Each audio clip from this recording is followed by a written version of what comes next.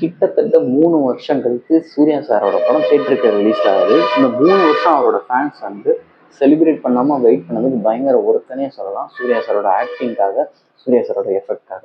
கங்குவா 2000 கோடி அடிக்கிற வரைக்கும் தேட்டரில் தங்குமா? சார்கிட்ட கதை கேட்குற மாதிரி அவர் எப்படி கதை சொல்ல மாட்டாரோ நான் பட்ஜெட்டும் சொல்ல மாட்டேன்.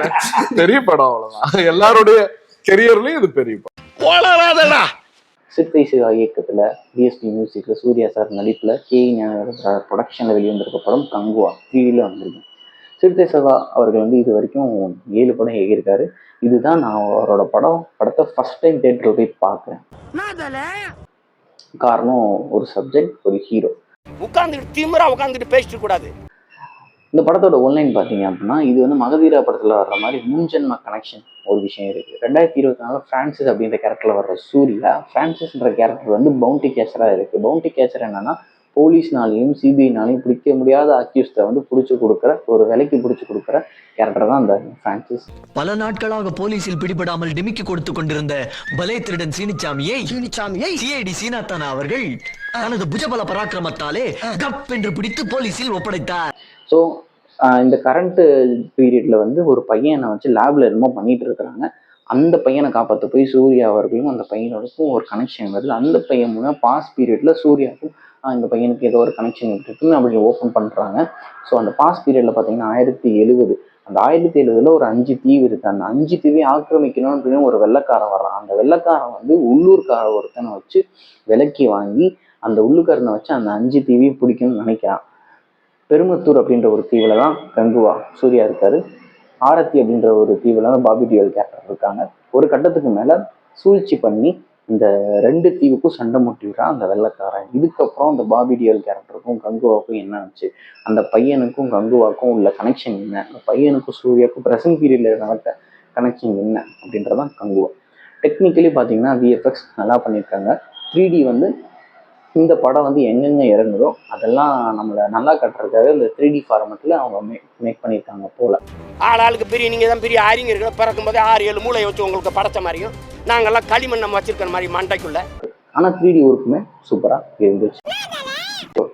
இந்த படத்தில் வர நடிகர்களோட எஃபர்ட்லாம் பயங்கரமாகவே இருந்துச்சு. கருணாஸ், நடராஜன், சூர்யா, பாபி டியோல் எல்லாருமே அவங்களோட ஒர்க் வந்து சூப்பராக பண்ணியிருந்தாங்க. ஃபர்ஸ்ட் ஹாஃப் வந்து பயங்கர ஸ்பீடாக போச்சு. இன்டர்வல் என்னென்ன நமக்கும் தெரிஞ்சிடும். ஒரு கேரக்டர் சாகுது அப்படின்னா ஐயோ அந்த கேரக்டர் செத்துருச்சே அப்படின்ற ஒரு இரக்கம் கூட ஒரு சின்ன ஒரு செகண்ட் யோசனை தான் நமக்கு வரல. வினோதமான விந்தையான சம்பவங்கள் நாட்டில் நடந்துட்டு இருக்கு. சொல்லுங்க. அரசியல் அந்த சினிமா ரெண்டை அடுத்தடுத்து போர் அப்படின்ற மாதிரி தான் அவங்க பண்ணியிருந்தாங்க. சின்ன டைலாக், நார்மலாக ஒரு டைலாக் பேசுறதையும் நார்மலாக பேசாமல் கத்தி பேச வச்சிருக்கிறாங்க.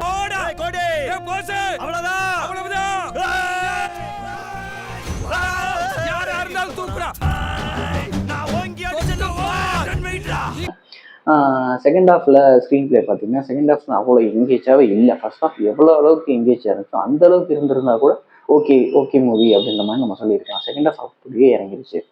ஸோ இந்த இறங்கின மொமெண்ட்டை ஏற்றணும் அப்படின்னா அதுக்கே வச்சுருக்கோம் ஒரு டெம்ப்ளேட், கேமியோ அப்படின்ற ஒரு டெம்ப்ளேட். அதை கார்த்தி அவர்கள் வந்து கூப்பிட்டு வந்து ஒரு கேமியோ டெம்ப்ளேட்டாக பண்ணி செகண்ட் பார்ட்டில் அண்ணனுக்கும் தம்பிக்கும் ஃபேஸ் ஆஃப் அப்படின்ற மாதிரி என்ன விஷயம் அப்படின்னு செகண்ட் பார்ட்டில் வந்து பாருங்க அப்படின்ற மாதிரி நம்மளே வந்து ஒரு நல்ல மைண்ட் செட்டோட அனுப்ப ட்ரை பண்ணியிருக்காங்க. பட் அது நல்ல மைண்ட் செட்டோட தான் அனுப்பல. இந்த மாதிரி கேமியோ கூட்டு வந்து செகண்ட் பார்ட் வரைக்கும் எதுக்கு இழுக்கணும்? இந்த கேமியோ வராது அப்படின்னா கொஞ்சம் எக்ஸ்டெண்டட் கேமியோ வந்து செகண்ட் ஹாஃப் முடிஞ்சதுக்கப்புறமே கார்த்தி வந்திருக்கலாம். வந்து சூர்யாவுக்கும் கார்த்திக்கும் என்ன விஷயமோ அதை காமிச்சு முடிச்சிருந்தாலே ஒரு 2.5 மணி நேரம் இருக்கப்பட்ட 2.25 மணி நேரம் கூட எடுத்துக்கோங்க. அந்த மாதிரி பண்ணியிருக்கலாம். அந்த பண்ணாமல் செகண்ட் பார்ட்டில் இவருக்கு ஃபேஸ் ஆஃப் இருக்குது, இதுக்கு ஒரு ரீசன் இருக்குது, அந்த மாதிரிலாம் நிறைய விஷயம் பண்ணாங்க.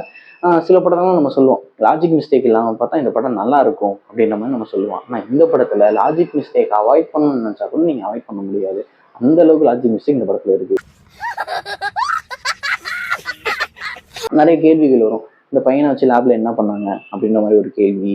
அந்த பையனுக்கு ஃபியூச்சரில் அதாவது கிளைமேக்ஸில் ஒரு பவர் வரும், அதெல்லாம் காட்டுறோம். அதெல்லாம் எதுக்கு, இந்த சூர்யா எதுக்கு இப்படி பண்ணாரு, அந்த சூர்யா எதுக்கு இப்படி பண்ணாரு, அந்த மாதிரியான விஷயங்கள்லாம் இருக்கும்.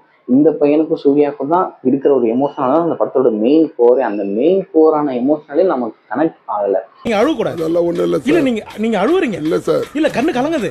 அழுவல சார். இல்ல வந்துடுச்சு. சாரி அழுவுடா எரும மாடு அழுவுடா. நல்லவள அழுவ ஆரம்பிச்சான்.